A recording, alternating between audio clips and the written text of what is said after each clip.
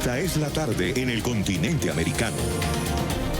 Cuando anochece en Europa y amanece en Asia, así cae la tarde en el continente americano y transcurre la noche y el amanecer en el resto del mundo.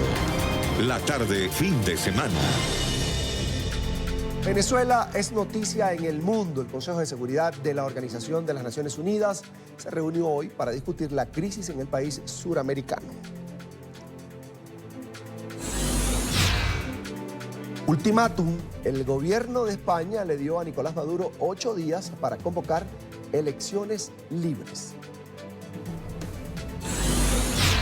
El presidente interino de Venezuela, Juan Guaidó, no aceptará diálogo falso o elecciones sin condiciones reales.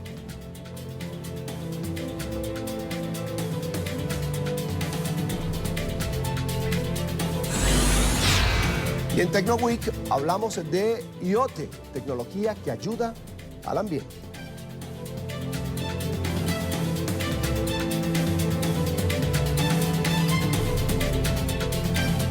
Hola, sean todos bienvenidos a la tarde fin de semana. Soy Carlos Eduardo Sánchez y es un gusto acompañarnos como siempre a través del canal de las Américas NTN24. Recuerden que estamos en Twitter, estamos como @latardenTN24 y @CESánchezM.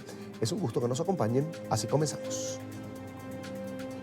Estados Unidos pidió al Consejo de Seguridad de la ONU reconocer a Juan Guaidó como presidente interino de Venezuela. Durante la sesión especial de este organismo sobre la crisis venezolana, Washington dijo que ya es tiempo de poner fin al sufrimiento en ese país. En respuesta, el ministro venezolano de Exteriores, Jorge Arreaza, acusó a la administración Trump de liderar un golpe de Estado contra Nicolás Maduro. Alejandro Rincón tiene toda la información desde Nueva York. Alejandro, buena tarde. Primera vez el tema... Hola Carlos Eduardo, televidentes de la tarde. Durante más de 4 horas el Consejo de Seguridad de la ONU participó de esta sesión extraordinaria para tratar la crisis en Venezuela. Una sesión a la que se dirigió directamente el canciller venezolano Jorge Arreaza, quien por una parte tuvo una airada reacción y crítica a la postura que hace algunas horas planteaba la Unión Europea de plantear un ultimátum a Europa. En este momento habla Jorge Arreaza. Presten atención. Por primera vez Estados Unidos estuvo delante del golpe, enfrente del golpe. Saquen ustedes las cuentas de la cantidad de declaraciones, comunicados, mensajes por redes sociales, nada más y nada menos que del presidente Trump, del vicepresidente Pence, del consejero de seguridad Bolton, del secretario de Estado, de los subsecretarios, de otros funcionarios, de congresistas. Y fue evidente que el 22, después de mucha presión, hoy incluso el Wall Street Journal relataba algunos aspectos, y AP también, la agencia de prensa, de cómo hubo contactos previos para diseñar esta estrategia. A la estrategia le faltaba solo el elemento totalmente inconstitucional de que un señor ante una multitud dijera que es presidente de Venezuela, se autoproclamara en una multitud en el medio de la calle, ¿no? Y una vez que eso ocurrió y fue promovido por un mensaje del vicepresidente Pence la noche antes, fue la luz verde, adelante, juraméntate que te vamos a reconocer, no importa tu constitución, no importa el derecho internacional público, cuenta con nosotros. Bueno, desde que se juramentó el diputado como supuesto y presunto presidente encargado de Venezuela, inmediatamente Mike Pence, el propio Trump, el secretario de Estado y después el presidente de Colombia, el de Argentina, el de Perú, el de Chile, de Brasil, etcétera, etcétera. Les dieron la orden, adelante, plan activado, golpe de Estado en proceso, estamos al frente del golpe. ¿Y qué pasó? Nada. Venezuela está en paz. Venezuela hay un gobierno, el único gobierno que el pueblo eligió y esta Constitución contempla, que es el gobierno del presidente Nicolás Maduro. Tenían preparado como el 11 de abril, recuerden, el golpe de Estado, un plan para que corriera mucha sangre en Caracas y justificar con eso alzamientos militares, etc. La Fuerza Armada Nacional Bolivariana de Venezuela se ha mantenido incólume, firme, monolítica, con la Constitución venezolana y con su comandante en jefe en consecuencia, el presidente Nicolás Maduro. Pero hemos de decir que finalmente agradecemos que el propio Pompeo convocara, porque nos dio la oportunidad de decir nuestras verdades, que es tan difícil verlas en los medios de comunicación, casi imposible. Siempre es la versión que se impone, el guión que se impone.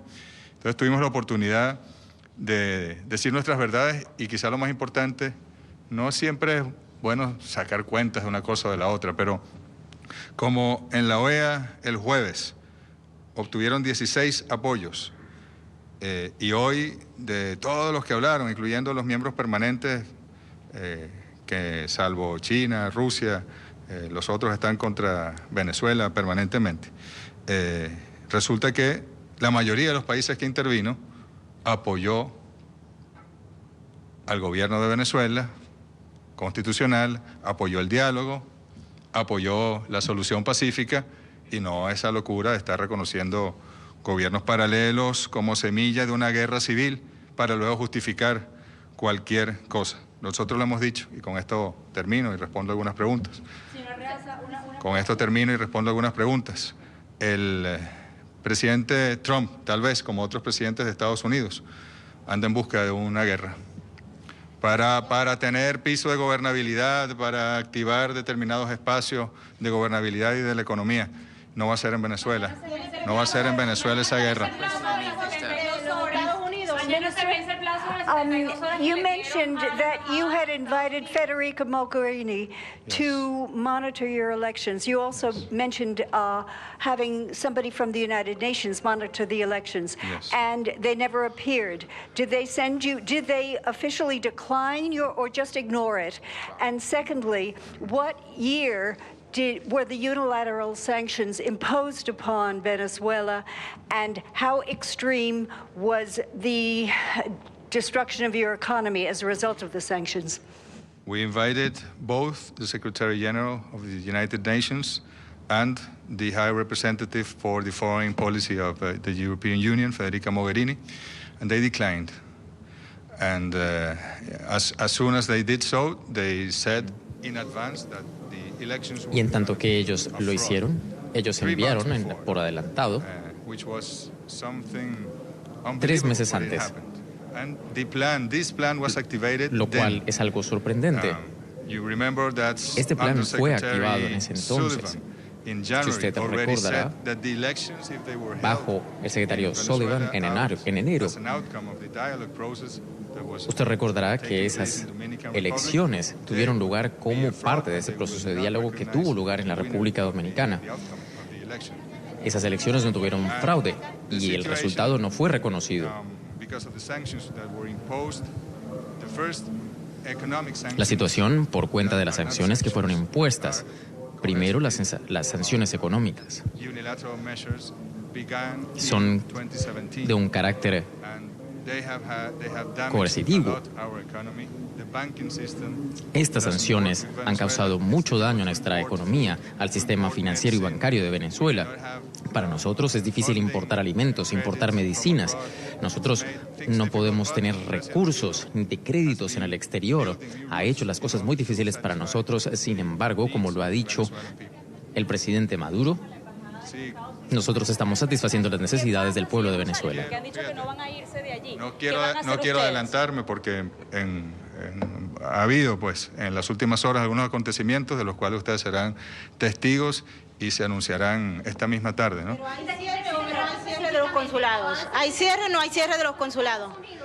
Ustedes, no quiero adelantarme. Entiendo, pero esta semana Estados Unidos dijo que le gustaría trabajar y entrar en diálogo con el gobierno de Nicolás Maduro para salir pacíficamente, según ellos, y entrar en un proceso de unas elecciones. ¿Cree usted que esta propuesta de los 8 días, usted mencionó que le parece que esto es algo que no se puede hacer porque va en contra de su soberanía, lo de los 8 días, pero usted cree que existiría la posibilidad de eventualmente llegar a un acuerdo para que hayan unas elecciones en las que pueda haber un consenso donde se elimine esta posibilidad de que haya una crítica de legitimidad? Dentro de la Constitución, todo es posible en diálogo con la oposición y en diálogo social en Venezuela. Dentro de la Constitución, todo es posible. Nosotros siempre hemos apostado por el diálogo. Quien promovió el diálogo de República Dominicana fue el presidente Nicolás Maduro.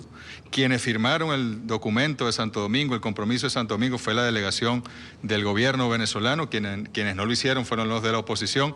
Y sin embargo cumplimos. Incluso después que ellos no firmaron, volvimos a mover, en acuerdo con la oposición, la fecha de las elecciones, porque supuestamente si movíamos la fecha ellos iban a participar, pero no se los permitieron, sus jefes no se lo permitió.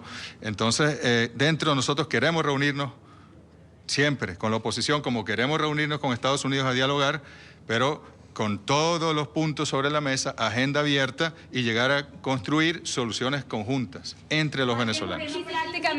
Prácticamente Michael Moreno. El presidente está decidido y gustosamente aceptaría una reunión con el presidente Trump, así como cualquiera de nosotros con nuestros homólogos responsables en Estados Unidos. ¿Estaría en disposición de hacer nuevas elecciones con un ente externo?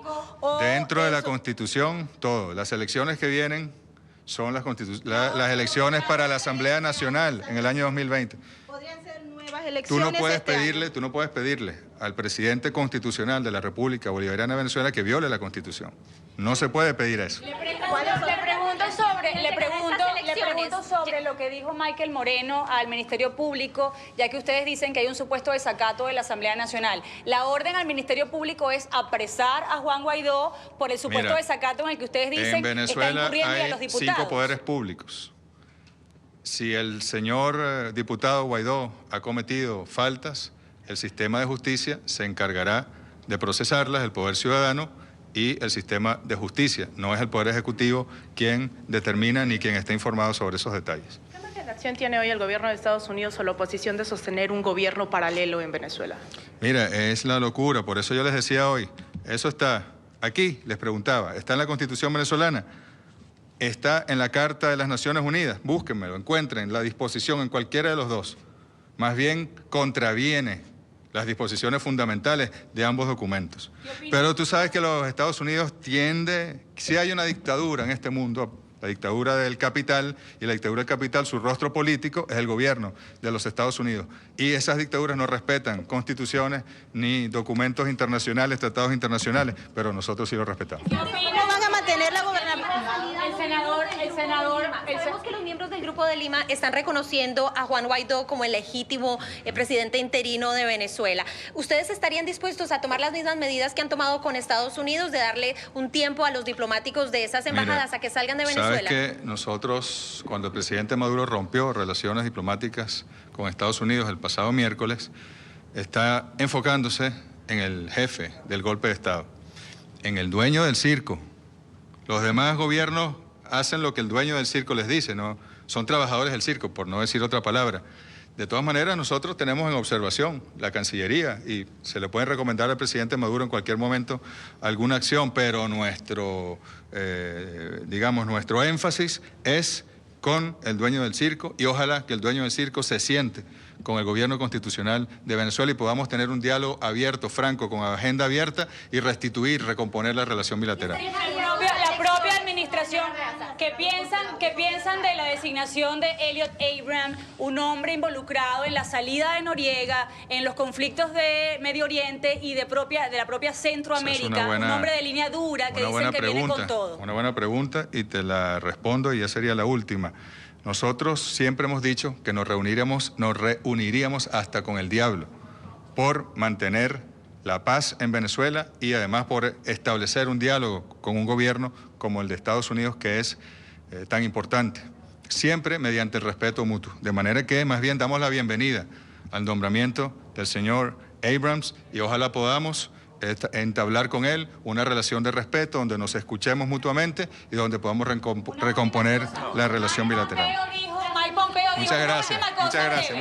Mike Pompeo dijo que a Maduro se le acabó el tiempo. ¿Ustedes creen que se les acabó el tiempo, canciller, de Maduro? El canciller venezolano Jorge Arreaza entrega nuevas declaraciones a la prensa luego de esta sesión extraordinaria del Consejo de Seguridad de la ONU a propósito de la crisis en Venezuela. Declaraciones en las que reafirmó los principios de respuesta, los que presentó en el transcurso de esta jornada, en la que acusó a Estados Unidos de liderar un golpe de Estado en territorio venezolano.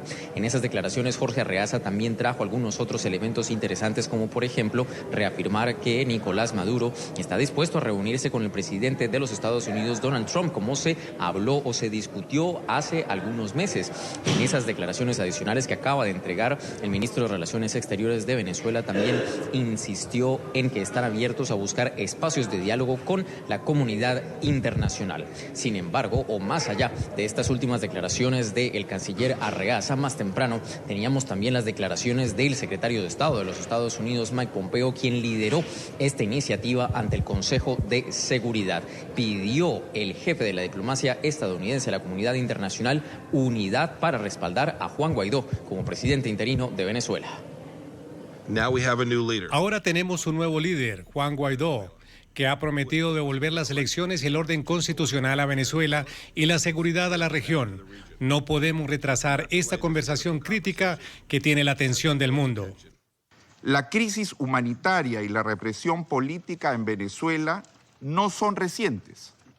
La Secretaría General de la Organización de los Estados Americanos, la Comisión Interamericana de Derechos Humanos y la Oficina del Alto Comisionado de las Naciones Unidas para los Derechos Humanos han determinado que existen evidencias que apuntan al uso sistemático y estratégico de asesinatos, encarcelación, tortura, violación y otras formas de violencia sexual con el objeto de atemorizar al pueblo venezolano y aplastar a la oposición al régimen.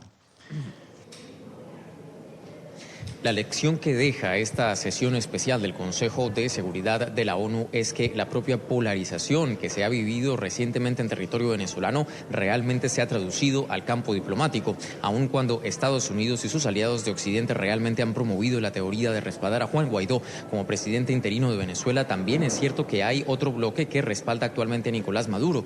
Es el caso de Rusia y de China, que, como ha sido en otras circunstancias, han expresado nuevamente su respaldo a Maduro. Así que, de momento, es toda la información que tenemos para ustedes por ahora. Continúen con más en la tarde. Alejo, gracias a nuestro periodista de NTN 24 en la sede de Naciones Unidas en Nueva York con toda la información. Una muy buena tarde para ti, por supuesto. También hoy el gobierno español le dio 8 días para convocar elecciones libres y transparentes a Nicolás Maduro. En Madrid, Marcelo Moncayo tiene el reporte. Hola, ¿qué tal? Saludos para ustedes. En la tarde, esta mañana, desde el Palacio de la Moncloa, el presidente del gobierno, Pedro Sánchez, dio un ultimátum a Nicolás Maduro. Al igual que lo están haciendo Francia y Alemania, España da un plazo de 8 días para que Nicolás Maduro convoque elecciones libres, justas y transparentes. De no hacerlo, reconocerán a Juan Guaidó como presidente de Venezuela.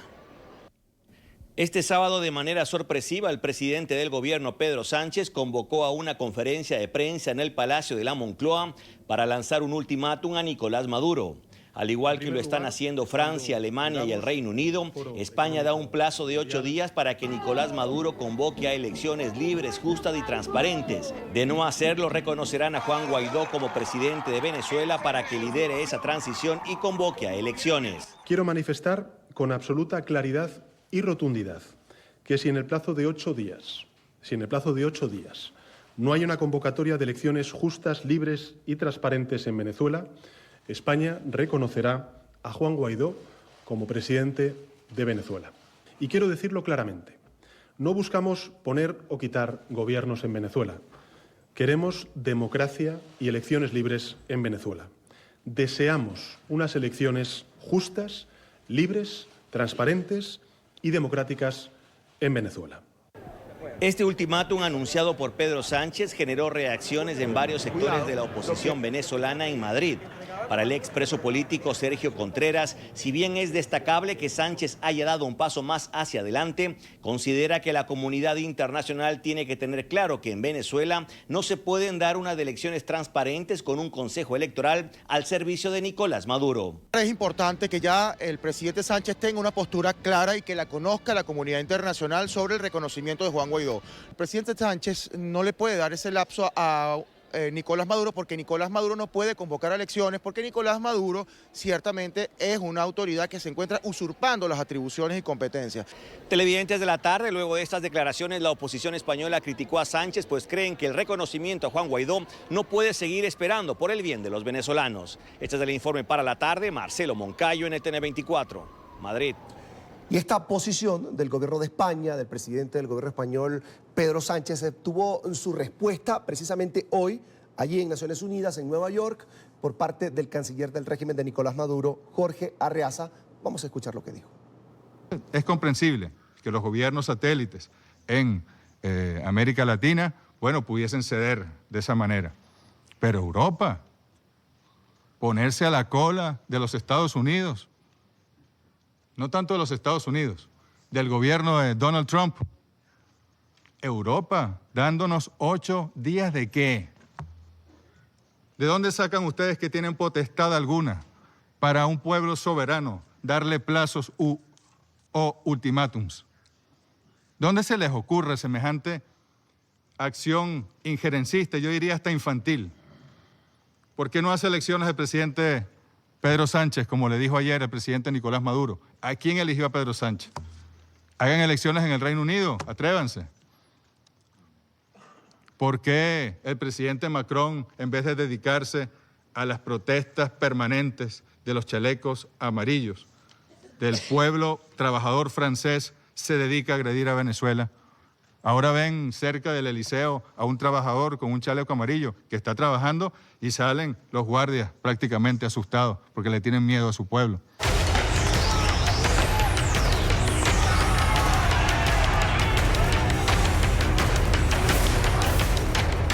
El presidente interino de Venezuela, Juan Guaidó, se mantiene en la calle y hoy reiteró su llamado a los miembros de la Fuerza Armada a apoyar el restablecimiento del orden democrático en el país. Señaló que no va a participar de falsos diálogos, pero que está dispuesto a reunirse con quien sea necesario para lograr un cambio político en el país. En Caracas, nuestro periodista Luis Laya tiene toda la información. Luis, buenas tardes.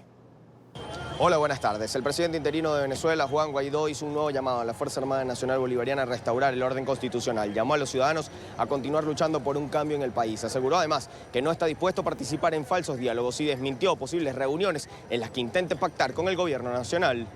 La represión nos detiene, ni nos prestamos para falsos diálogos y mucho menos vamos a ir a elecciones que no tengan las condiciones reales. Así que para acá no vengan con ese cuento.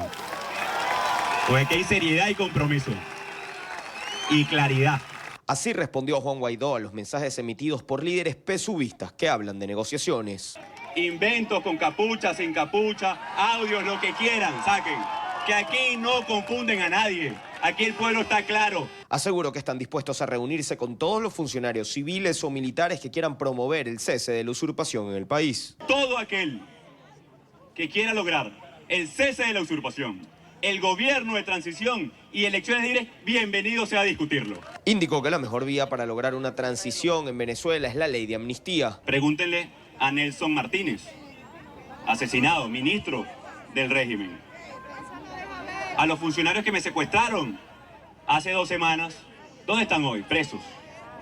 Cooperar con el régimen no garantiza nada. Sin embargo, durante la Asamblea de Ciudadanos en la que participó Guaidó, diputados a la Asamblea Nacional reiteraron que esta ley no promueve la impunidad. La ley dice con absoluta claridad que el artículo 29 de la Constitución rige. Evidentemente, nosotros no tenemos ni queremos derogar la Constitución. Así que el artículo 29 no solamente está vigente, sino que se aplica en la ley. Ningún violador de derechos humanos puede ser objeto de la ley. Otro aspecto en el que Guaidó ha centrado su presión al gobierno es el apoyo internacional. Destacó la reunión del Consejo de Seguridad de la ONU, donde se debatió este sábado el caso Venezuela. Y nosotros lo que buscamos es cooperación.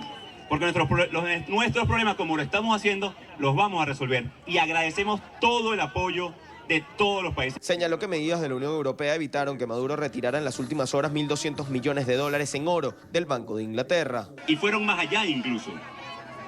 Que un nuevo gobierno sí podía hacer uso de ese recurso. ¿Para qué? Para atender la emergencia humanitaria. Para atender nuestra crisis que están habiendo. Además, explicó que países europeos también han hecho un ultimátum a Maduro para que convoque elecciones. Reiteró que estas deben tener las condiciones adecuadas. Renovación del registro electoral, por ejemplo, un elector, un voto, abrir el rep en el exterior, tener capacidad de auditoría previa, durante, posterior. Los expertos electorales podrán dar muchos más detalles, pero hay elementos, por ejemplo, no inhabilitados, no partidos, ilegalizados. Son muchos los elementos de una elección libre. Señaló que están dispuestos a negociar una salida a la crisis, pero indicó que no se prestarán para falsos diálogos. Nuevamente, Juan Guaidó hizo un llamado a los ciudadanos venezolanos a que participen este domingo en la actividad de entregar la ley de amnistía a los funcionarios. Indicó que esta establece todas las garantías para lograr un cambio democrático en el país. Desde Caracas, Venezuela, para la tarde de NTN 24, Luis Alejandro Laya. Luis, una muy buena tarde. Gracias por ese completo reporte desde la capital venezolana. Mi primer invitado de hoy es Jesús Seguías, analista político venezolano, además presidente de la encuestadora Datincorp. Una muy buena tarde, señor Seguías. Gracias por acompañarnos. Buenas tardes, Carlos Eduardo. Saludos cordiales a todos. Es un gusto, bienvenido. Lo primero, para usted, desde su punto de vista, ¿está en marcha una transición política en Venezuela? Yo creo que Venezuela lo que está en marcha es el desenlace. Estamos al borde de un desenlace. Ya llegamos a un escenario de confrontación casi que decisoria de todo lo que puede ocurrir de aquí en adelante. Y cuando decimos desenlace no estamos diciendo que se va o se queda Nicolás Maduro. Simplemente que ya llegamos a un punto de quiebre donde Estados Unidos inclusive ha dicho que ya se le agotó el tiempo a Nicolás Maduro y Estados Unidos en este momento está mostrando las garras, está pelando los dientes, está demostrando mucho carácter ante la situación. Quizás están ya fastidiados de toda esta crisis venezolana y están poniendo como condición la renuncia de Maduro y que Maduro se vaya del poder. Yo creo que la decisión de haber juramentado a Juan Guaidó como presidente transitorio en Venezuela fue una decisión que prácticamente puso punto final a cualquier proceso de negociación que podría entablarse para convocar elecciones. Lo que hemos escuchado es que lo que se exige es, en primer lugar, la renuncia de Nicolás Maduro, la salida del poder de Nicolás Maduro. En segundo lugar, conformar un gobierno de transición que a su vez convoque, en tercer lugar, unas elecciones abiertas y transparentes en el país. Ese es el esquema que está planteado actualmente. Claro, todo eso pasa porque salga Nicolás Maduro del poder. La pregunta es, ¿Nicolás Maduro está en disposición de renunciar porque los Estados Unidos y la mayoría de los países latinoamericanos lo estén pidiendo? O en todo caso, no la mayoría, porque vimos que en la última reunión de la OEA no se pudo conformar una mayoría para hacer esta exigencia. La mayoría de los países en este momento quizás están pidiendo que continúen las negociaciones. Europa en este instante ha dado un plazo de 8 días para ver si es posible continuar con las negociaciones y vemos que Estados Unidos, a través del jefe del Comando Sur de los Estados Unidos, ha dicho que el caso de Maduro pudiese equipararse con el de Noriega en Panamá y el de Ferdinand Marcos en Filipinas. Recordemos que Ferdinand Marcos salió de Filipinas con su esposa en un avión hacia la isla de Guam y, bueno, llegaron a un arreglo. En el caso de Noriega salió preso. Y la pregunta es, ¿Nicolás Maduro viene de la escuela de Ferdinand Marcos y de Noriega en Panamá, o él viene de la escuela de Fidel Castro? Fidel Castro tiene un gobierno abiertamente comunista, un gobierno que ha pauperizado extremadamente a su población, un gobierno que está a 150 millas del territorio estadounidense. Y ya vemos pues que en este momento, a estas alturas en el inventario geopolítico mundial, no conocemos el primer gobierno comunista del mundo que haya sido expulsado por la vía de las Fuerzas Armadas Internacionales. Además hay que entender algo, Carlos Eduardo. Estados Unidos ha dicho que van a ejercer toda la presión diplomática y económica contra el gobierno de Maduro para forzarlo a irse del poder. Preguntamos también, ¿es suficiente la presión económica, el bloqueo, algo parecido a lo que pasó con Cuba? Y los Castro siguieron en el poder y al sol de hoy todavía el régimen comunista sigue en Cuba. Yo no sé hasta qué punto en la Casa Blanca han sopesado estos elementos para saber si Nicolás Maduro está en condiciones de irse de la misma forma en que lo hicieron Ferdinand Marcos y lo hizo Noriega. Yo creo que puede haber un error de apreciación y de caracterización del adversario en este caso, y de pronto podemos encontrarnos con una situación mucho más complicada. La pregunta sería entonces, si no se acepta Nicolás Maduro irse del poder por las presiones económicas y diplomáticas que se están ejerciendo en este momento, ¿cuál es el paso siguiente? Una ocupación militar de Venezuela. ¿Está planteado ese escenario? ¿Los países latinoamericanos lo apoyarían? ¿El gobierno de los Estados Unidos estaría dispuesto? Más aún, si Estados Unidos estaría dispuesto a llegar al escenario bélico, lo van a hacer o bien a través de drones, que fue el escenario libio, o a través del escenario de la intervención de las tropas estadounidenses en territorio venezolano, que sería el formato iraquí. Señor Seguías, en medio... Esas son cosas que hay que preguntarse. Sí, en medio de toda esta tormenta política, vamos a escuchar a Nicolás Maduro, que en medio de todo esto, cuando en Venezuela hay dos gobiernos, dos presidentes, una Fuerza Armada que todavía no se ha expresado como tal frente a la situación del país, más allá de que ayer lo haya hecho la cúpula militar que le rinde, en este caso, cuentas a la Revolución Bolivariana. Vamos a escuchar qué es lo que dice Nicolás Maduro en medio de todo esto. Escuchemos y ya seguimos conversando. No le creo nada, porque yo sé quién es él. Conozco que es un agente de los gringos en Venezuela, que lo formaron como agente y lo metieron en la política. Es un agente del gobierno de los Estados Unidos, lo sé, y va a recibir, y va a cumplir órdenes de ellos. No tiene capacidad autónoma de pensar y decidir él, no tiene. Ese es Nicolás Maduro, hablando de Juan Guaidó, presidente interino de Venezuela, reconocido por una buena parte de la comunidad internacional. Y eso es lo que la gente pareciera que al final del camino no entiende, señor Seguías, y usted me lo decía muy bien ahorita. Nicolás Maduro debe renunciar, pero para una buena parte de la comunidad internacional, y ni siquiera es presidente de la República. Hoy, Mike Pompeo, ante el Consejo de Seguridad de Naciones Unidas, se refería a Nicolás Maduro como el expresidente que está aferrado al poder. Efectivamente, el punto es que en ese mismo escenario donde estaba el señor Mike Pompeo, estaba Jorge Arreaza, que es representante de Nicolás Maduro. Por tanto, ¿a quién representa Arreaza?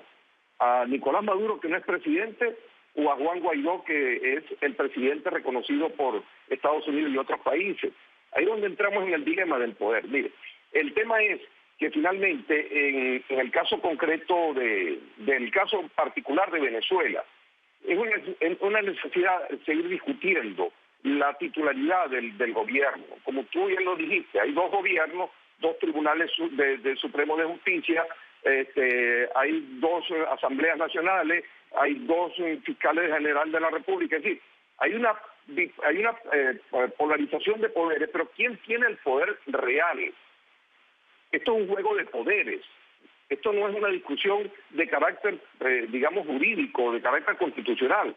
Aquí hay un duelo de poderes. Y en este momento quien tiene el poder de coacción en sus manos, en Venezuela, se llama Nicolás Maduro.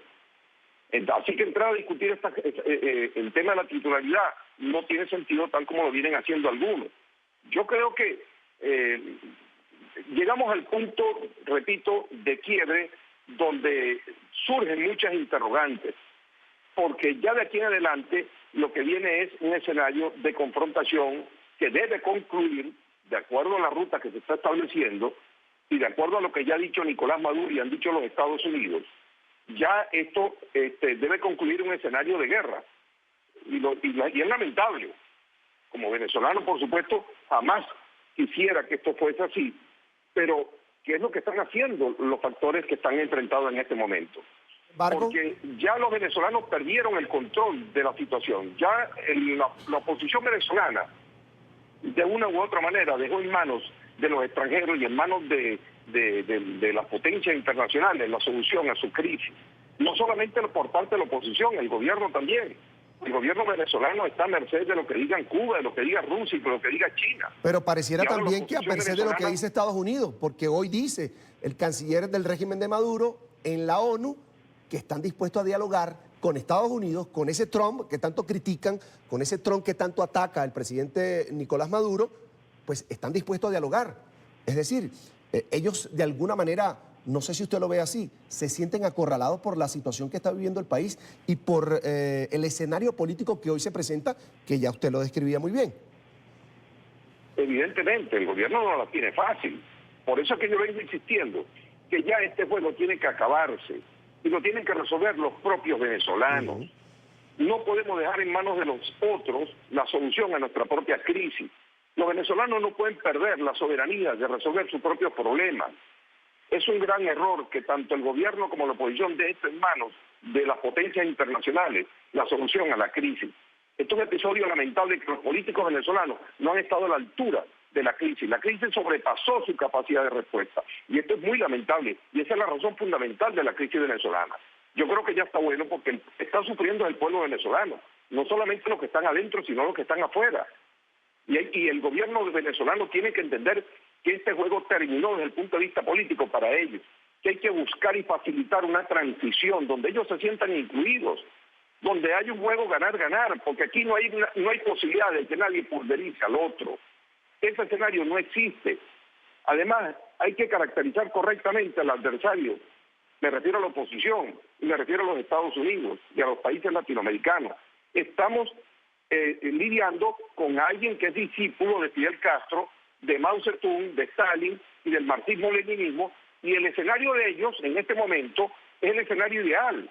Este escenario de confrontación con los Estados Unidos es el escenario idílico de esa izquierda trasnochada. Ellos nacieron para combatir al imperialismo y a los Estados Unidos.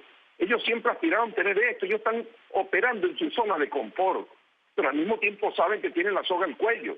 Entonces este es el momento de las éticas revolucionarias, es el momento de mostrar que ellos pueden resistir, es el momento de la locura, es el momento de hacer cosas que pueden costarle muy caro al país en términos históricos y en términos reales. Ahora, señor Seguías, ¿cómo se habla políticamente con un régimen que domina de alguna manera la Fuerza Armada Nacional? Bueno, no lo sabemos si en su totalidad, pero por lo menos la cúpula está con Nicolás Maduro, que pasa por los barrios de Caracas, los más pobres, amenazando a la gente con armas de guerra hacia las casas, diciéndole a la gente, métase en su casa, no tiene derecho a hablar, no tiene derecho a protestar.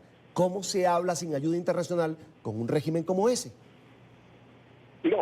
No se trata de ignorar a la comunidad internacional. Se trata que los actores nacionales entiendan de una vez por todas que no van a poder. El gobierno venezolano no va a poder pulverizar a la oposición, y menos ahora que tienen el apoyo formidable de la comunidad internacional. Solo tienen que entender, pero la oposición también tiene que entender que el gobierno venezolano tiene un poder de coacción gigantesco. Y ese que tú acabas de mencionar, el control social opera efectivamente en Venezuela. El asunto es lo que está operando dentro de Venezuela, que afuera muchas veces no se ve. El control social. El miedo que hay en las Fuerzas Armadas es el mismo que existe en la calle, en cualquier calle venezolana. Los militares están asustados y están siendo controlados de una manera absoluta. Mire, Lenin decía, uno de los jefes de políticos del actual gobierno venezolano, Lenin decía que una minoría bien organizada y armada es mayoría. Esa es la filosofía del poder de quienes hoy están en Venezuela. Por lo tanto, hay que comerse este elefante en rebanadas, como yo vengo diciendo hace tiempo. Señor Seguías, yo también quería su opinión sobre esta situación. Hoy escuchábamos recientemente, hace minutos, al canciller del régimen de Maduro desde la ONU decir, estamos hablando, queremos hablar. Pero Nicolás Maduro pues se volvió a referir ayer al estado de las relaciones con Estados Unidos, ratificó su decisión de cerrar todas las sedes diplomáticas en la Unión Americana, agregó además que espera que la administración Trump cumpla con su orden de retirar todo su cuerpo diplomático de Caracas. Lo escuchamos y seguimos hablando. Yo soy antiimperialista, pero soy admirador de los Estados Unidos y quiero a los Estados Unidos. Nosotros tenemos relaciones con los Estados Unidos múltiples. Yo he roto relaciones políticas y diplomáticas con el gobierno de Donald Trump. Yo no he roto relaciones con los Estados Unidos. Nuestras relaciones con Estados Unidos continúan y van a florecer hoy más que nunca. ¿Se puede tener relaciones con Estados Unidos siendo gobierno, rompiendo relaciones con el gobierno de Donald Trump? Mire, eso es una fanfarronada diplomática, eso no tiene sentido. En todo caso, insisto, Carlos Eduardo, estamos en pleno proceso de conflicto de poderes cuyos desenlaces son impredecibles. No sabemos cuál va a ser el desenlace de todo esto. Sé que nos vamos por buen camino, sé que vienen situaciones difíciles para Venezuela, Sé que vienen momentos de confrontación que van a poner a prueba a los actores, porque cada quien se está amenazando. Va a llegar un punto donde, bueno, ok, entonces se convirtió tu amenaza. Hasta hoy se vence el plazo de 72 horas que Nicolás Maduro le dio al gobierno de los Estados Unidos para que desaloje a todo su personal diplomático. Estados Unidos dijo que no lo iba a hacer más que retirar el personal no estratégico y retiraron a toda la mayoría del personal de la Embajada de los Estados Unidos. Pero continúa los funcionarios estratégicos dentro de Venezuela. ¿Qué va a hacer el gobierno venezolano? Los va a expulsar por la vía de la fuerza, va a tomar por asalto la Embajada de los Estados Unidos, van a bloquearle los servicios a esta gente, como lo sugirió el diputado Diosdado Cabello. Eso es como tentar al monstruo. Yo creo que hoy Pompeo fue muy claro al respecto y dijo, quiero que entiendan de una manera 100% clara, no se atrevan a cometer cualquier acción que atente contra la seguridad de nuestro personal en Venezuela. Eso ya son palabras mayores, ya estamos hablando de otro escenario, ya estamos en el todo o el nada, y yo no sé hasta dónde eso será posible con un gobierno como el de Nicolás Maduro. Ellos estarán debilitados económicamente, están debilitados electoralmente, no tienen la mayoría del pueblo venezolano a su favor, pero tienen un poder de coacción interno todavía cohesionado. Además, quiero decir algo. Las Fuerzas Armadas eran el tercer elemento que Juan Guaidó dijo que requería él para que se pudiera juramentar como presidente de la República Provisional. El primero era la comunidad internacional, el segundo era el pueblo venezolano, que ya se manifestó y la comunidad internacional también lo hizo, y el tercero eran las Fuerzas Armadas. El punto es que desde que Guaidó se juramentó como presidente interino, o se hizo cargo, pues, de acuerdo a sus criterios, como presidente interino, se rompen las reglas de juego con la Fuerza Armada y la Fuerza Armada, lejos de plegarse a la oposición y exigirle a Maduro que renuncie, que era lo que muchos estaban esperando, las Fuerzas Armadas deciden jugar cuadro cerrado con Nicolás Maduro. Ahora, ¿por qué lo hacen? Porque están defendiendo a Nicolás Maduro. Mire, digámoslo claramente, el poder real en Venezuela no es Nicolás Maduro, sino las Fuerzas Armadas. Y las Fuerzas Armadas en este momento tienen muchos intereses que defender. Y cuando le colocan a alguien de los partidos que ellos consideran de ultraderecha, radicales, al frente del gobierno, ellos no van a confiar en ellos. Y eso es lo que hace que jueguen cuadros cerrados, porque ante la amenaza externa, unidad interna.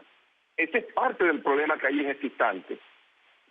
Todavía la oposición no le ha entregado a las Fuerzas Armadas una propuesta confiable. La ley de amnistía, sí, como no, puede ser buena, pero administrada ¿por quién? Por quienes los odian. ¿Quién garantiza que eso se va a cumplir después? Esa es la sospecha que existe en muchos militares que tienen este compromiso. Esto no es el alto mando militar como se ha dicho.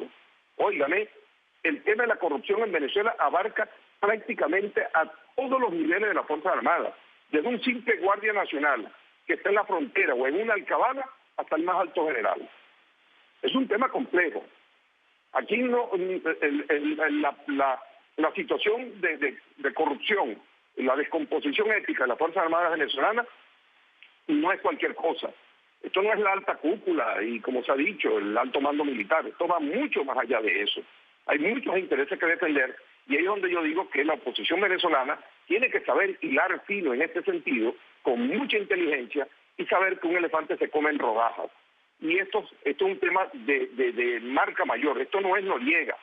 No crean que Venezuela es Panamá y que el gobierno venezolano es el gobierno de Noriega y que las Fuerzas Armadas venezolanas o las fuerzas paramilitares venezolanas organizadas por el chavismo durante 15 años para la guerra simétrica son iguales a esa Guardia Nacional, esa pobre Guardia Nacional que tenía Noriega allí con unos machetes en la mano. Esto es otra cosa. Aquí estamos frente a un escenario de guerra irregular, de guerra de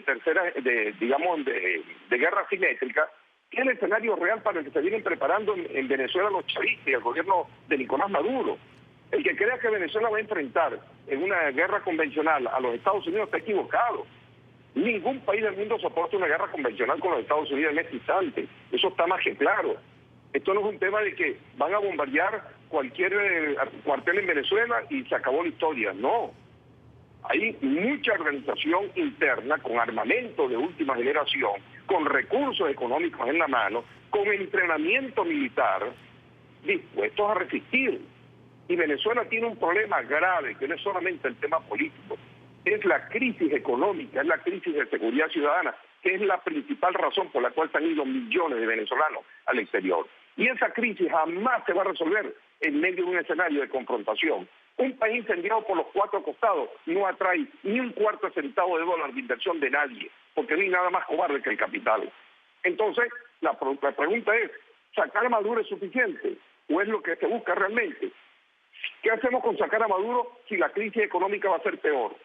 Yo creo que hay que jugar para que haya un cambio de gobierno y para que se solucione la crisis económica. Hacer una cosa y no hacer la otra es poner a los venezolanos y exponerlos a vivir los peores momentos de su historia. Yo creo que lo que tenemos ahora es pálido para lo que puede venir en los próximos tiempos en caso de que insistamos en una salida basada en la confrontación y basada en la violencia y en la guerra. Yo creo que ese no va a ser el camino porque son razones prácticas. Es un tema de ver las realidades geopolíticas mundiales. Es un tema de ver lo que está ocurriendo en el escenario venezolano. Es no ignorar todos los hilos que se mueven aquí y no verlo como que si de pronto ya con que vengan algunos países a ocupar a Venezuela ya se resuelve el tema. Bien. Oiga. Bien, vamos a agradecer a Jesús Seguías, es analista político venezolano, además presidente de la encuestadora Datincorp. Quiero agradecerle, por supuesto, que hayan compartido con nosotros estos minutos aquí en NTN 24. Como siempre, es un gusto. Hasta la próxima. Hasta la próxima. Saludos. Buena tarde. Tiempo de la primera pausa y al volver asciende a 495 el número de detenidos por las protestas registradas en los últimos días en Venezuela. Vamos a hablar con Alfredo Romero, director ejecutivo de la ONG Foro Penal Venezolano. Ya regresamos con La Tarde Fin de Semana.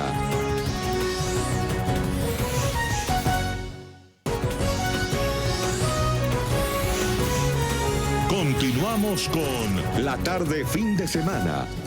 Ya estamos de vuelta con más de La Tarde Fin de Semana. La ONG Foro Penal Venezolano ofreció un balance sobre los manifestantes detenidos durante las protestas que se han llevado a cabo en el país desde el pasado 21 de enero. Según cifras de la organización, se han contabilizado un total de 495 arrestos y 22 asesinatos, números hasta ahora verificados.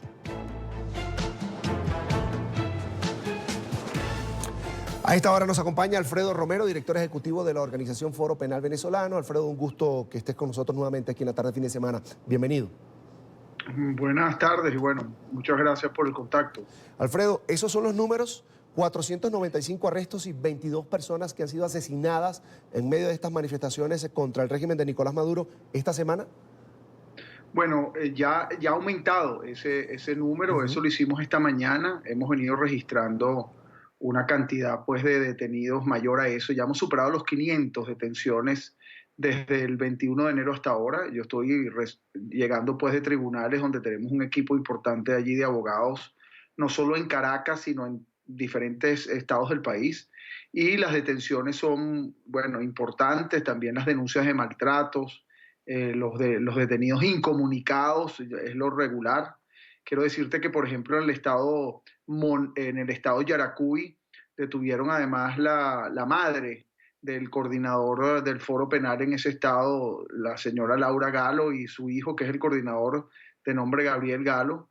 Y en ese mismo estado, en Yaracuy, se produjeron privativas de libertad de 11 niños, inclusive una niña entre 12 y 16 años de edad.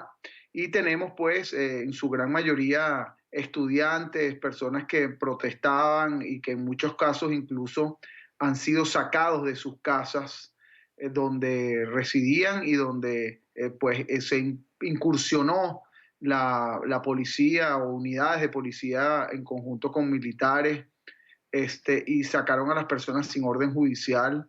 Y tenemos pues lamentablemente nuevamente como en ocasiones ocurridas en el año 2017 los centros o las comandancias de policía y comandancias militares llenas de detenidos y maltratados por protestar, ¿no? Alfredo, antes de que avancemos en la entrevista, quería pararme allí, porque nombraste a Gabriel Galo. Lo conozco, es un abogado, un joven decente venezolano. ¿De qué se le acusa y por qué se llevaron a su mamá? Bueno, por protestar. En el estado de Yaracuy se llevaron a más de 70 personas, y en el caso particular de la madre de Gabriel Galo, el propio gobernador del estado de Yaracuy la señaló, evidentemente porque Gabriel Galo es una persona conocida, digamos, públicamente como defensor de derechos humanos y como dirigente social. Y bueno, esto es un esquema que se ha venido repitiendo. Les detienen a personas con el efecto de intimidar, con el efecto de perseguir.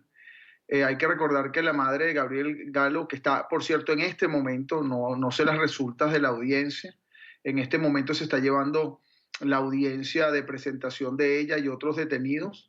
Ella también es tiene ciudadanía italiana, por lo tanto allí en la audiencia están presentes el vicecónsul de Italia o la vicecónsul de Italia, y ya se han pronunciado en relación con este caso Luis Almagro de la Organización de Estados Americanos, la Comisión Interamericana de Derechos Humanos, la presidenta de la Subcomisión de Derechos Humanos del Parlamento Europeo, Beatriz Becerra, y así diferentes personas en el ámbito de los derechos humanos a nivel mundial, ¿no?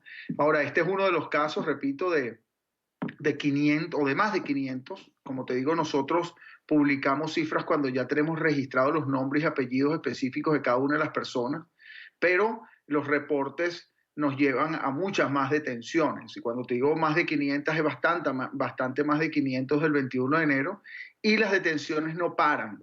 Quiero decirte que el día de ayer hubo más detenidos, el día de antes de ayer también. Y otro punto importante es que en esta ocasión, y allí debemos denunciarlo como una agresión al sector más débil de la sociedad, es a la clase pobre, a la clase popular, es donde se han llevado a cabo yo diría más del 99% de las detenciones.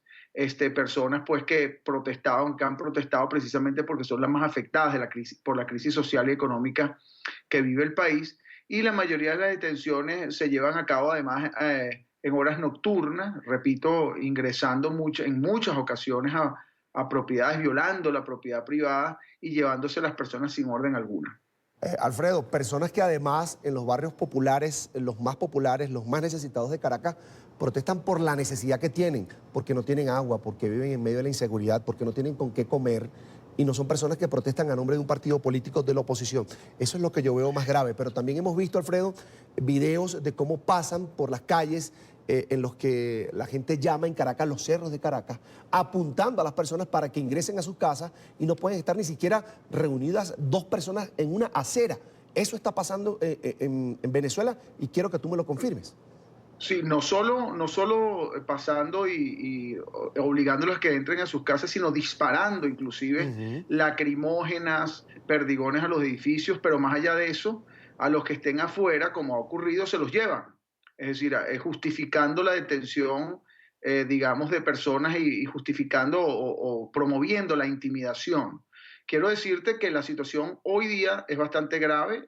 Quiero decirte que el 23 de enero, porque hablo de más de 500 desde el 21 de enero, pero la gran mayoría, estamos hablando de superar los 400 detenciones solamente el 23 de enero, que fue el día de la gran manifestación en Caracas y en todo el país.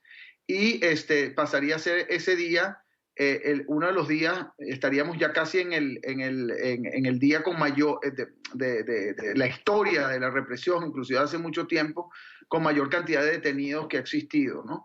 El otro día que estaba de primero era el 19 de abril del año 2017, con más de 500 detenciones, pero si seguimos como vamos, pues probablemente el 23 de enero va a pasar a ser un día, o por lo menos uno de los días con mayor cantidad de detenciones en todo el país. Como te digo, la situación, digamos, es crítica para nosotros, no solo nosotros como Foro Penal, que estamos asistiendo a la gran mayoría de estas personas, y se ha hecho pues un momento crítico porque todos los abogados están activos en tribunales, en centros de reclusión, los activistas nuestros, sino crítica para la población además de bajos recursos, y la población que tiene menos posibilidades incluso de acceder a defensa. Por eso es que nosotros como Foro Penal en esta ocasión estamos además con mucho más intensidad apoyando a estas personas, porque si estas personas, si no estaríamos allí o si organizaciones como la nuestra no se supieran ni siquiera que fueron detenidas ni dónde están ubicadas y probablemente se mantienen desaparecidas como ha ocurrido en otras ocasiones. Entonces estamos muy pendientes de esto.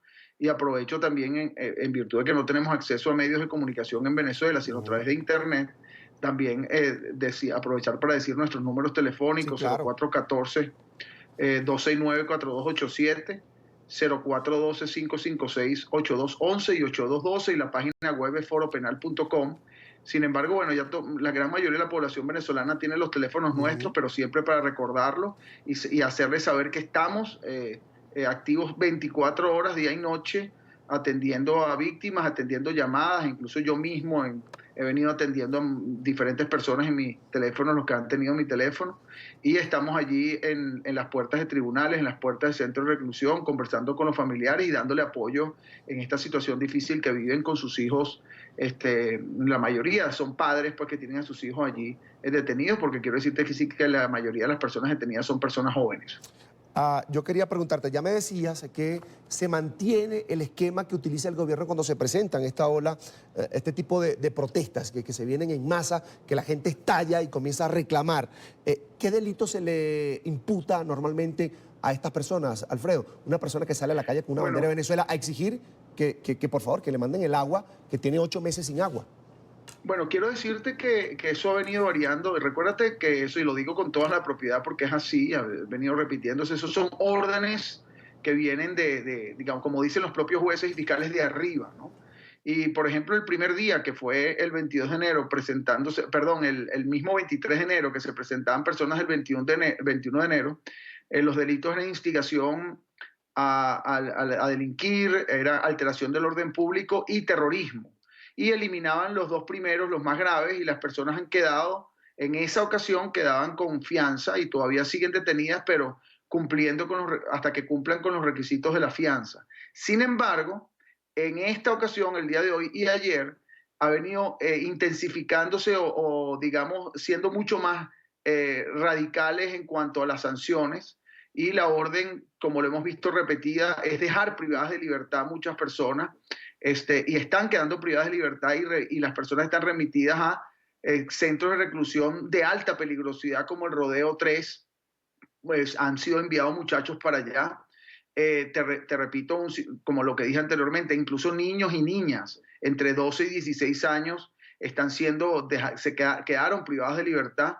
Hace pocas horas, quedaron privadas de libertad al menos 17 personas en una zona también popular del interior del país, Ocumare del Tuy, y llevadas, o la orden es llevarlas a muchos incluso a cárceles como Tocorón, que son cárceles de alta peligrosidad. Entonces, y eso es lo que a nosotros nos llama, digamos, la atención, o más allá nos indigna un poco, que es una agresión y un ataque contra la clase popular que reclama por la crisis social. Evidentemente hay casos donde hay saqueos y personas han sido detenidas por saqueos porque han cometido delitos, pero no representa, al menos lo que hemos visto, la gran mayoría de los casos, y no son los que nosotros atendemos. Muchísimos casos son de protestas, de reclamos, de personas que a lo mejor tienen una piedra, que a lo mejor tienen algún tipo de estos vetos que en cualquier protesta del mundo se utilizan, pero que no son de algo extremadamente grave y quedan pues recluidas con una sanción tan grave como llevarlos a cárceles, por cierto, de alta peligrosidad,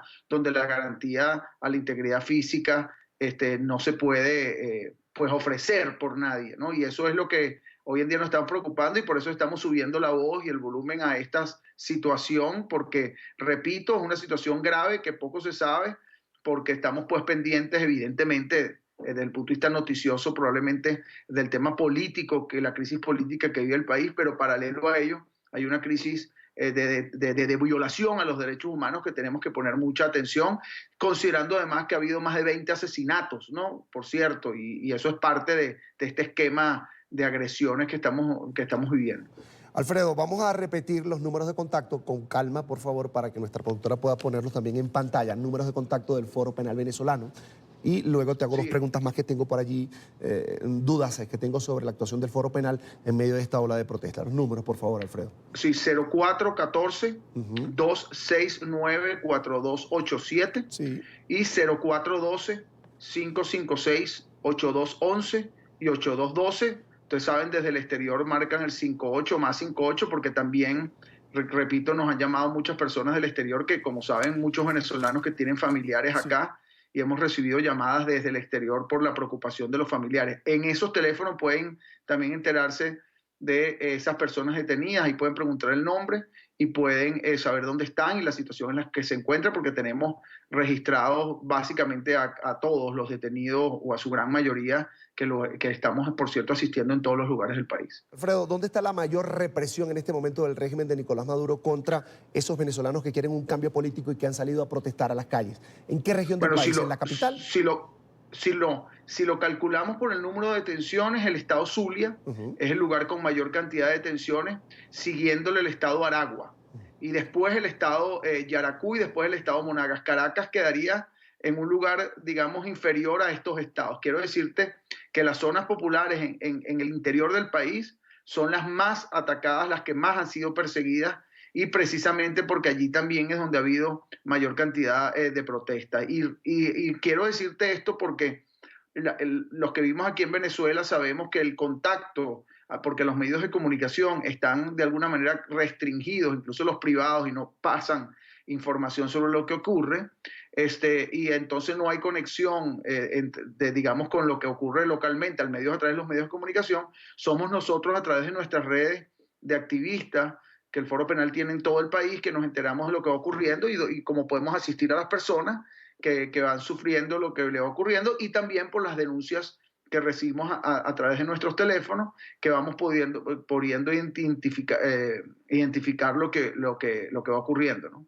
Ahora, una última consulta, Alfredo. Cuando Alfredo Romero, por ejemplo, representando a diferentes personas que están detenidas, entra a una audiencia y apegado a la ley le explica a estos jueces que están cometiendo un error, ¿qué cara ponen cuando Alfredo Romero, que conocemos de su capacidad, le dice, oye, estás en lo no correcto, estás cometiendo una barbaridad? ¿Qué cara ponen? Bueno, la verdad es que en Venezuela ya se ha convertido como común, lo cual llama la atención de los jueces que están cometiendo delitos, incluso crímenes de lesa humanidad y violaciones a los derechos humanos, y es como común que las decisiones sean basadas en instrucciones que reciben de altas esferas del gobierno, ¿no? Del régimen. Eso es lo común. Los jueces en muchas ocasiones, los mismos jueces te dicen o te señalan, bueno, usted sabe, yo recibo órdenes. Hay ocasiones que ocurre. En muchas ocasiones tú ves que hay una cierta como seguimiento de un guión. Y también quiero decir, y debo decirlo, yo a veces también siento que la maldad existe. Hay ocasiones donde uno siente como una maldad, digamos, del lado de los que deberían hacer justicia, ¿no? Y quiero decirte que eso es uno de los grandes problemas o los focos del problema que vive Venezuela, de la crisis institucional y de derechos humanos, que la justicia está manejada y está utilizada como método o como arma más bien de persecución, ¿no? Política, y esa ha sido nuestra constante crítica, nuestra constante denuncia, y para eso también el Foro Penal está preparado precisamente para lograr que exista un Estado de Derecho democrático y un país que a través de la justicia pueda vivir en paz, ¿no? Bien, quiero agradecer a Alfredo Romero, director ejecutivo de la Organización Foro Penal Venezolano, por compartir con nosotros estos minutos. Mucha suerte, Alfredo. Una muy buena tarde. Muchas gracias, y siempre a la orden, y saludo a toda América Latina. Un abrazo. Así vamos a la segunda pausa, y al regreso hablaremos con Rosángel Vandres Figueroa. Es la hermana del sargento mayor de las Fuerzas de Acciones Especiales FAES, Luis Alexander Vandres Figueroa, que se sublevó en Cotiza, en Caracas, esta semana. Ya regresamos. Ya regresamos con La Tarde Fin de Semana. Continuamos con La Tarde Fin de Semana.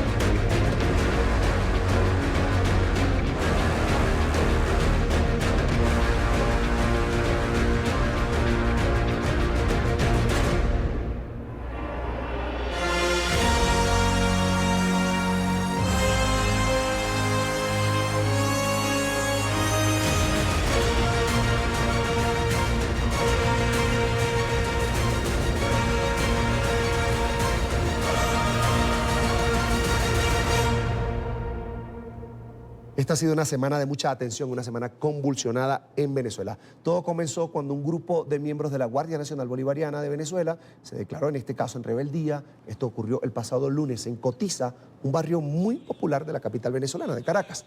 En un video difundido a través de las redes sociales, el sargento Luis Alexander Vandres Figueroa explicaba por qué él y otros compañeros se habían tomado el cuartel y pues hacían en este caso un llamado a protestar en las calles. A raíz de esta petición, decenas de personas salieron a la calle con cacerolas y empezaron a levantar barricadas.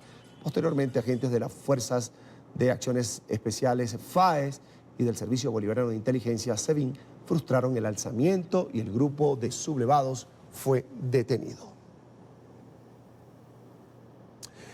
Nos acompaña a esta hora Rosángel Vandres Figueroa, es la hermana del sargento mayor de las Fuerzas de Acciones Especiales FAES, Luis Alexander Vandres Figueroa. Ya la ve en pantalla. Bienvenida a NTN 24. Bueno, muchas gracias, Carlos, por comunicar con ustedes. Bienvenido, buena tarde.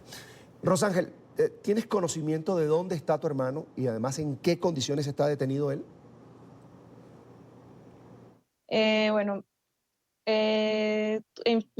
Solo información de él, solo extraoficial. No nos hemos comunicado con él directamente.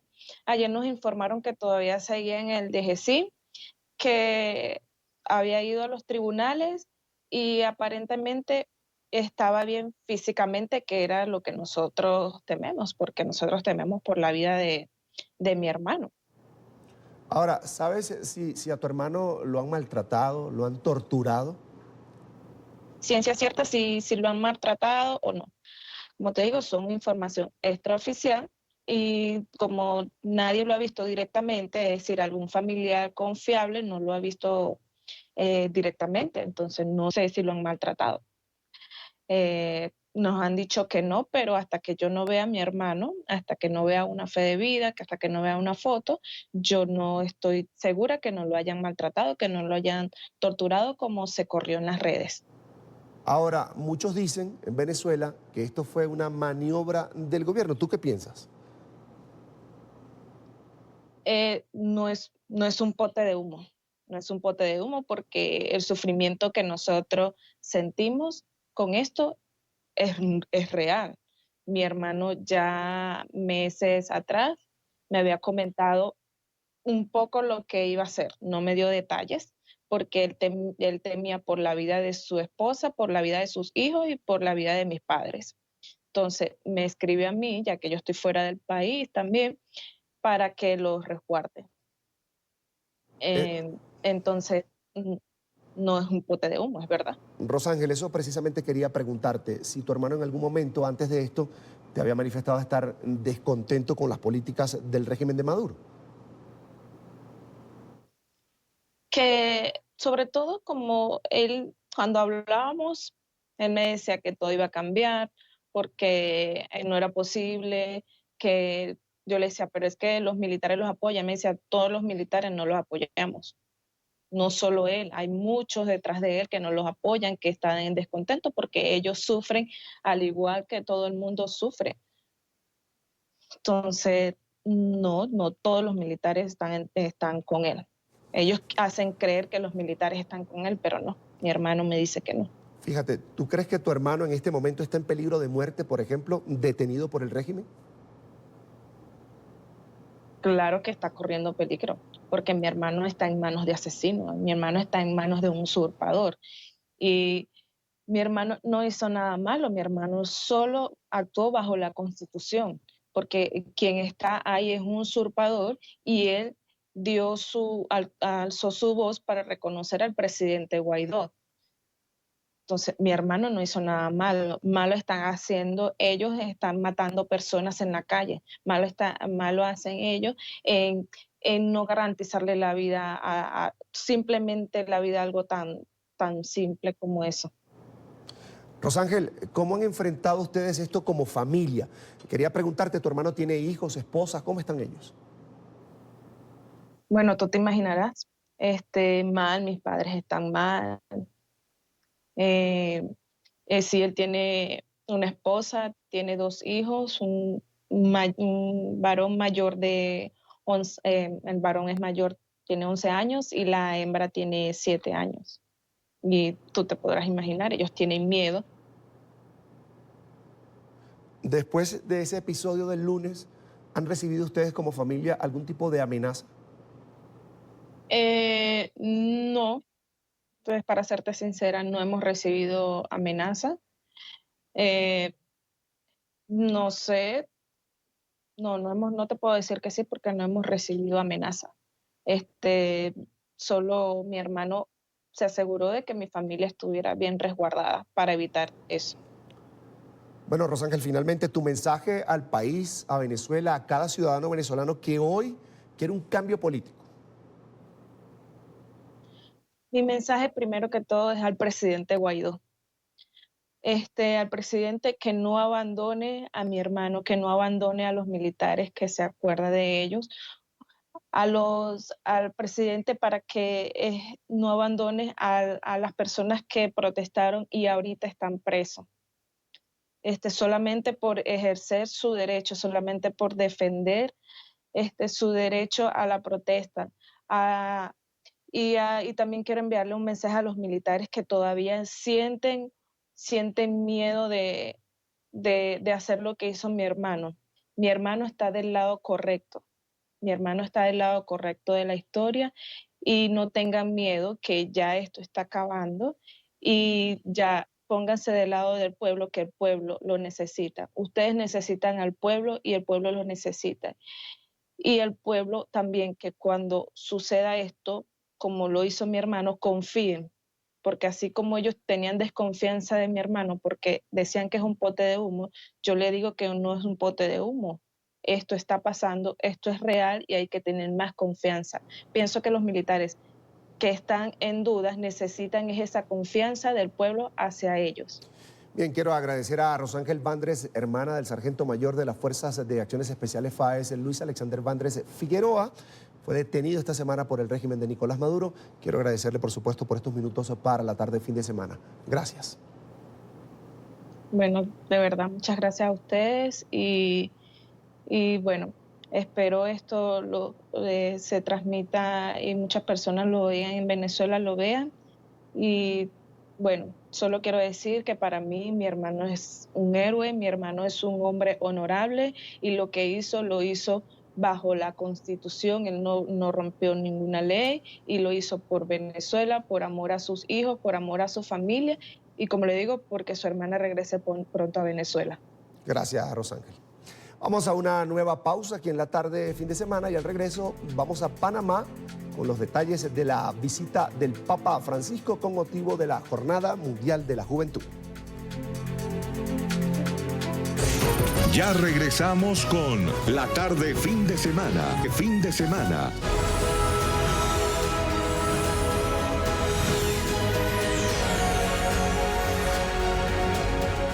Durante una rueda de prensa en Panamá, el portavoz interino del Vaticano, Alessandro Gisotti, respondió a NTN24 sobre la inquietud que tienen los jóvenes venezolanos presentes allí en la Jornada Mundial de la Juventud por un pronunciamiento del Papa Francisco sobre la situación en Venezuela.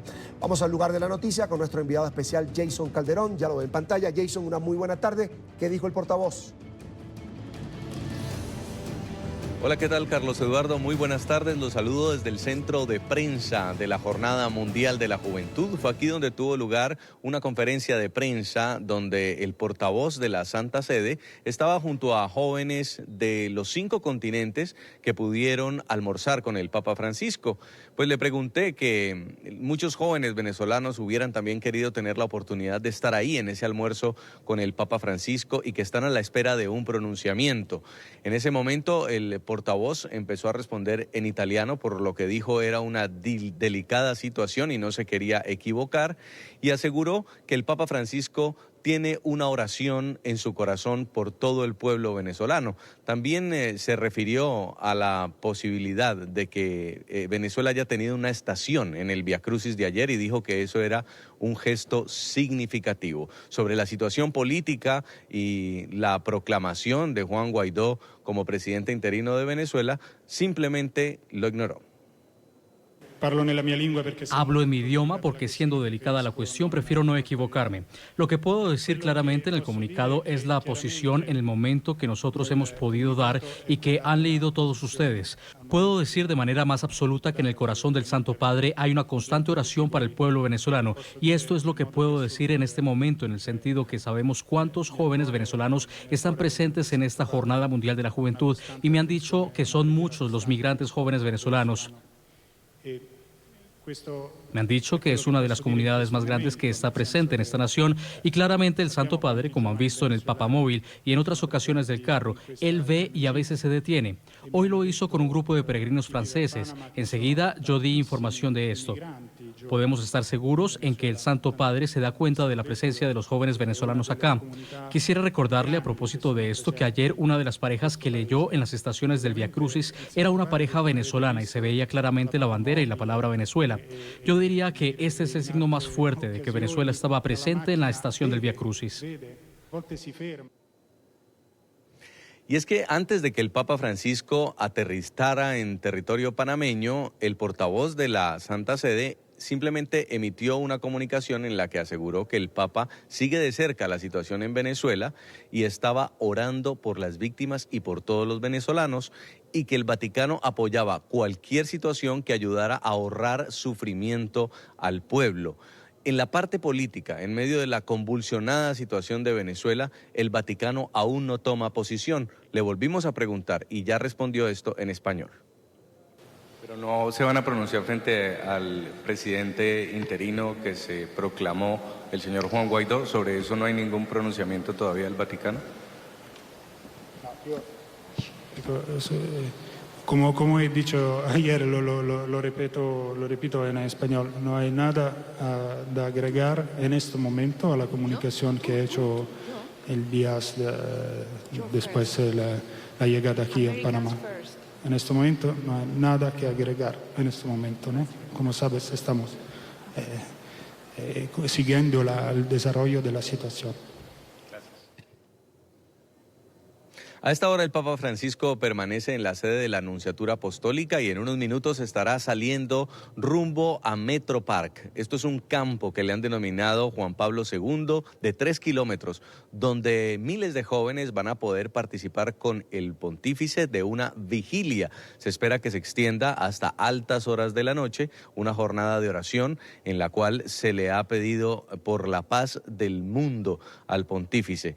Y esperamos pues que dentro de esta jornada también haya otro pronunciamiento del Papa Francisco frente a los problemas de Latinoamérica. Mañana el Papa Francisco tendrá su gran misa de cierre, en la cual lo van a estar acompañando 7 mandatarios de América Latina. Va a estar el presidente de Colombia, Iván Duque, y todos los centroamericanos, por supuesto incluyendo al anfitrión Juan Carlos Varela, pero también el de Portugal, porque se presume que en esta misa se va a decir que la próxima Jornada Mundial de la Juventud va a ser en Portugal. Una de las cosas que más se ha destacado también en el día fue la misa que dio Francisco en la mañana en la Catedral Metropolitana de Panamá. Allí se pudo dirigir a los sacerdotes y a los consagrados. En medio de los escándalos que ha enfrentado la Iglesia Católica por los abusos sexuales a menores y el encubrimiento por parte de la jerarquía eclesiástica, Francisco llamó a la Iglesia a volver a su inspiración, a volver al primer amor. Reconoció que hay una iglesia con una esperanza cansada, habló de la fatiga y les dijo que esto se está evidenciando en el pecado de la iglesia. Por eso dijo que tienen que purificarse. El cansancio de la esperanza nace al constatar una iglesia herida por su pecado y que tantas veces no ha sabido escuchar tantos gritos en el que se escondía el grito del Maestro. Dios mío, ¿por qué me has abandonado? Y entonces sucede que lo que un día surgió para ser sal y luz del mundo, termina ofreciendo su peor versión.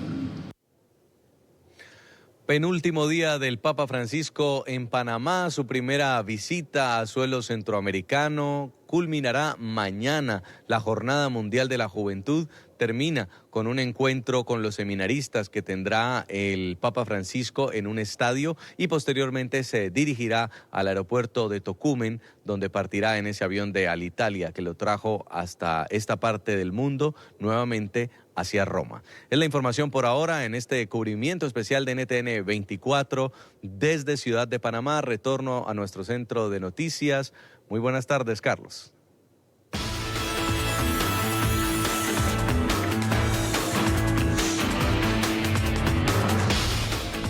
Hora de hacer nuestro acostumbrado recorrido por otras noticias del mundo. Vamos a comenzar hoy en Brasil, que vive horas de incertidumbre tras la rotura de un dique que contenía el flujo de residuos de una minera en el estado de Minas Gerais. Cuerpos de socorro reportan al menos 9 muertos y 299 desaparecidos. Un mar de fango cubrió al municipio de Brumadinho.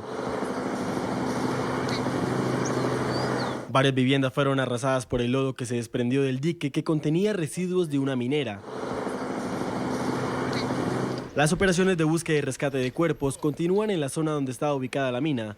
El presidente Jair Bolsonaro visitó la zona de la tragedia y pidió una rigurosa investigación para esclarecer los hechos. Al mismo tiempo, el gobierno ordenó a la empresa responsable de la estructura destinar $1 billón para hacer frente a la dramática situación. El estado de Minas Gerais fue golpeado hace 3 años por otra avalancha similar. En esa ocasión se registraron 19 muertos. Autoridades dicen que tras el colapso de las últimas horas, la cifra de fallecidos podría ser superior. Fin temporal al cierre de la administración federal más largo en la historia de los Estados Unidos. Un pacto provisional entre demócratas y republicanos se permitirá la reapertura por 3 semanas tras 35 días de cierre parcial. El acuerdo no incluye los $5.700 millones que pidió Trump para el muro fronterizo con México. El mandatario garantizó además a los cerca de 800.000 funcionarios federales que han estado trabajando por más de un mes sin paga que van a recibir ese salario que está pendiente. Acuerdo temporal entre el presidente Donald Trump y el Congreso estadounidense. La presidenta de la Cámara de Representantes firmó el proyecto para la reapertura del gobierno federal y poner fin a los 35 días de cierre, el más largo de la historia del país, que afectó a unos 800.000 trabajadores. Nancy Pelosi aseguró que ahora sí pueden comenzar a discutir los planes que ejecutarán para garantizar la seguridad en la frontera, pero sin incluir la entrega de los $5.000 millones, solicitud hecha por Trump para el levantamiento del muro de la frontera sur. Estamos complacidos de haber alcanzado un acuerdo para reabrir el gobierno ahora para que podamos tener una discusión de cómo asegurar nuestras fronteras. Es claro que todos entendemos la importancia de la seguridad de nuestras fronteras y tenemos unas buenas ideas de cómo hacer eso, y será parte de la discusión mientras avanzamos. Los demócratas están ansiosos de trabajar de una manera bicameral para presentar todos estos proyectos para abrir el gobierno como lo hicimos anteriormente. La condición de los demócratas era que se reabriera el gobierno para luego iniciar las conversaciones, plan al que el mandatario de la Unión Americana se negaba rotundamente, pero al que finalmente se vio obligado a ceder a regañadientes en medio de una enorme presión, tanto de miembros de su propio partido como por las protestas de empleados públicos, lo que ha sido considerado como una victoria para los demócratas. Sin embargo, el decreto que suscribió solo establece que la medida tendrá vigencia hasta el próximo 15 de febrero. El presidente advirtió que si para esa fecha no está satisfecho con las negociaciones bipartidistas, podría declarar la emergencia nacional para conseguir los fondos para la construcción de la barrera. Me siento orgulloso de anunciar el día de hoy que hemos alcanzado un acuerdo para ponerle fin al cierre y reabrir el gobierno federal.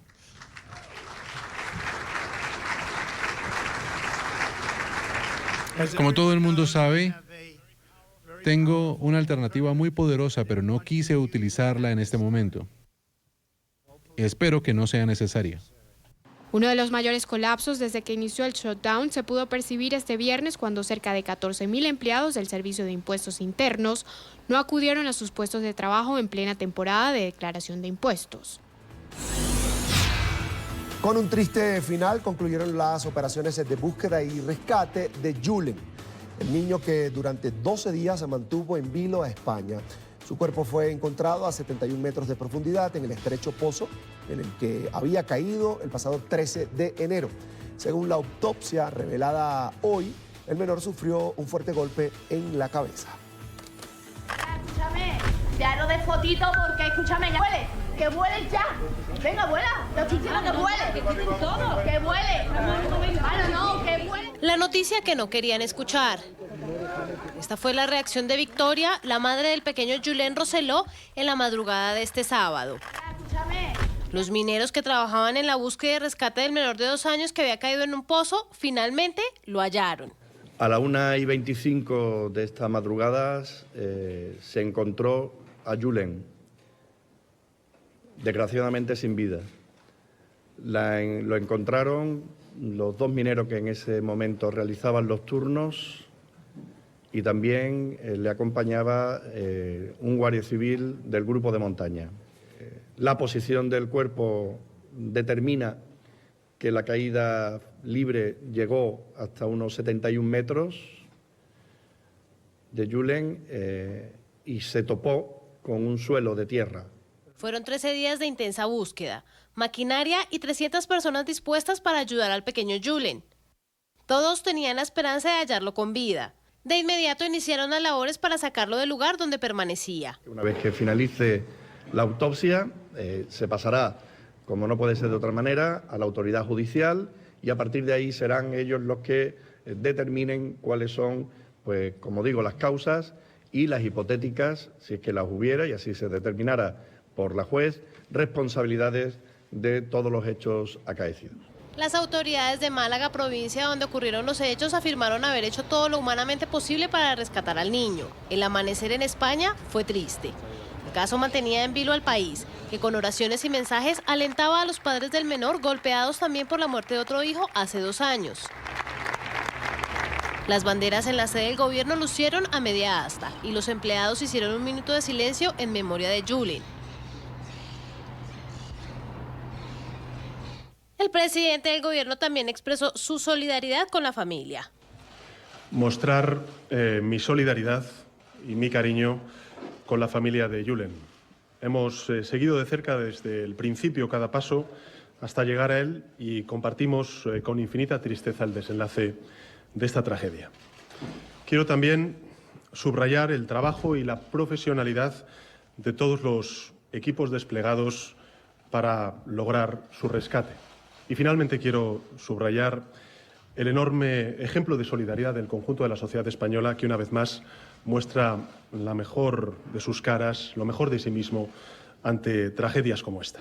Los residentes de Totalán se reunieron en la plaza principal para rendir homenaje al pequeño que cayó en un túnel de 25 centímetros de diámetro y 107 de profundidad.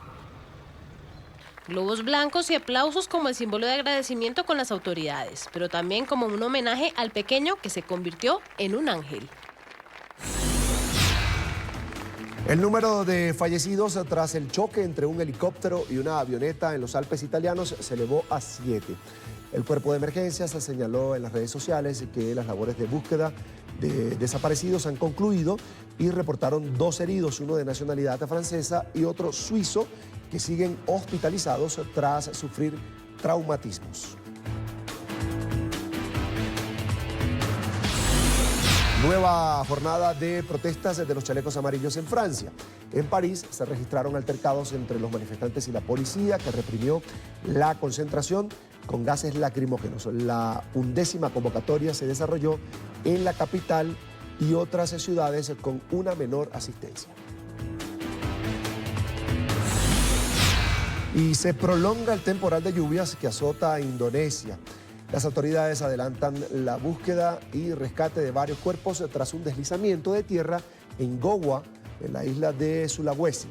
Este es solo uno de los desprendimientos de tierra que se han presentado en la región. Según las autoridades, ya son 59 las víctimas mortales por las inundaciones, las lluvias y las avalanchas de las últimas semanas.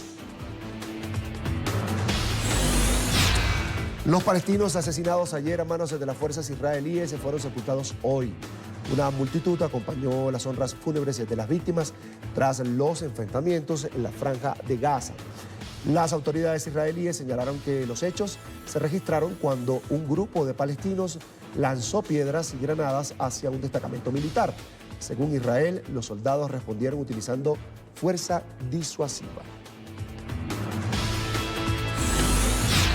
Y un repartidor de leche se convirtió en un héroe, esto en China. El hombre logró salvar a un bebé de 4 meses que iba a caer al vacío desde una ventana del segundo piso de un edificio. El niño estaba junto a su madre, que había quedado atrapada en el inmueble. Otras personas que se encontraban allí en el lugar ayudaron al individuo a resguardarlo en una manta y evitar así pues un fatal desenlace.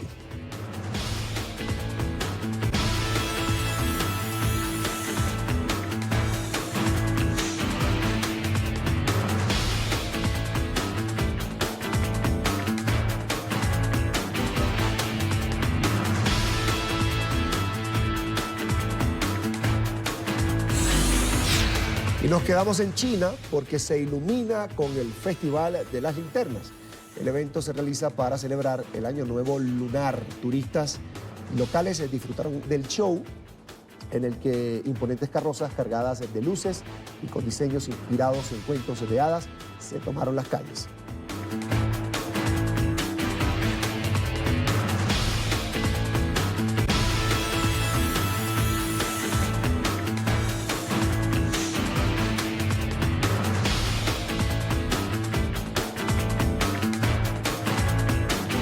Vamos hacia la última pausa aquí en la tarde fin de semana. Quédese con nosotros. Ya regresamos para revisar lo más trinado esta semana. Ya regresamos con la tarde fin de semana. Continuamos con la tarde fin de semana.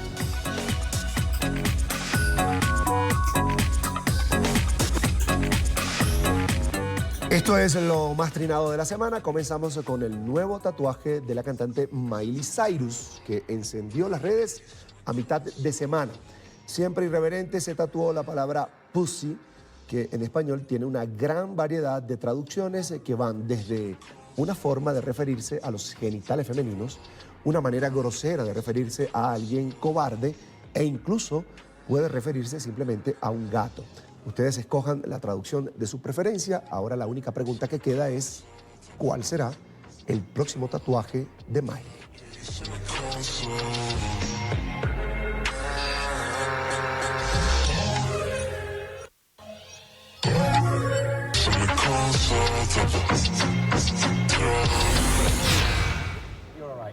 Y esta niña, allí la ven, se robó el show en la emisión vespertina de este 23 de agosto del informativo británico del canal ITV.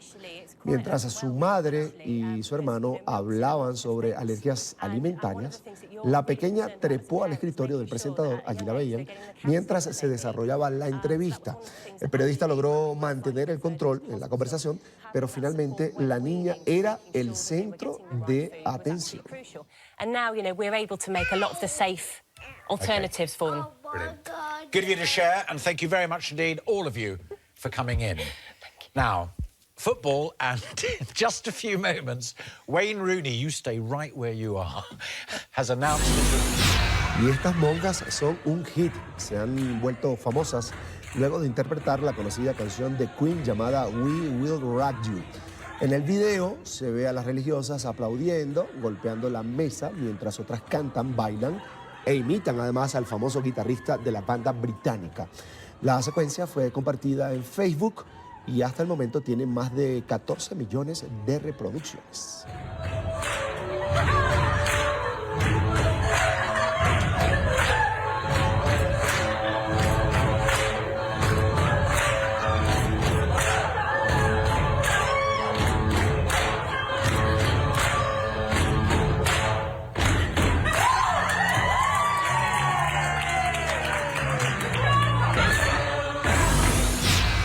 Y este video es viral. Se ve a un hombre, allí lo tienen, atrapar a una serpiente con las manos sin ninguna protección. La situación se presentó luego de que un vecino avisara que una cobra, allí la tienen, pues se escondía bajo los arbustos y podía atacar a las personas. Sute, un trabajador de 37 años en Tailandia, pues se arriesgó a atrapar a la culebra sin utilizar una trampa, ya que pues él no quería lastimarla.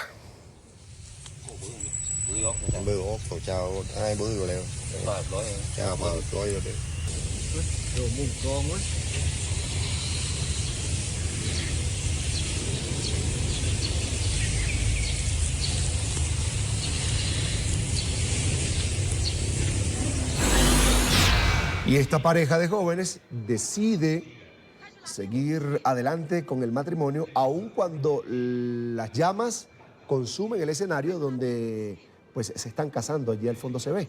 Las personas se ven tranquilas mientras el fuego aumenta notablemente. Finalmente logran casarse y proceden a la evacuación de este lugar para luego ser atendido el incendio. La grabación, hecha en China, cuenta con miles de reproducciones en YouTube. 这是双慈爱的眼睛在看着维新人。开始拿灭火器。这是双慈爱的眼睛在看着维新人。开始拿灭火器。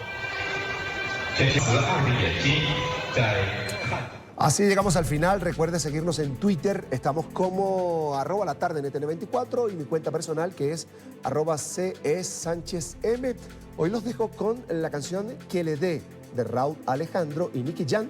Fue subida a YouTube hace un día y ya cuenta con más de 2 millones de reproducciones.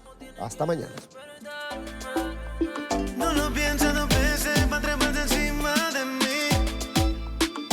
Su mirada dice que la maltrata.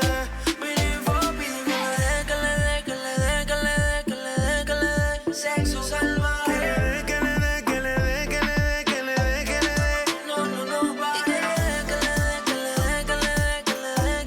Ella se la trae. Que le dé. No. Y llevo 2 días, 3 días dándole todo el día. Y llevo 2 días, 3 días dándole todo el día. Mami, yo no tengo compromiso. Vamos a revolcarnos por el piso. Yo quiero quitarte el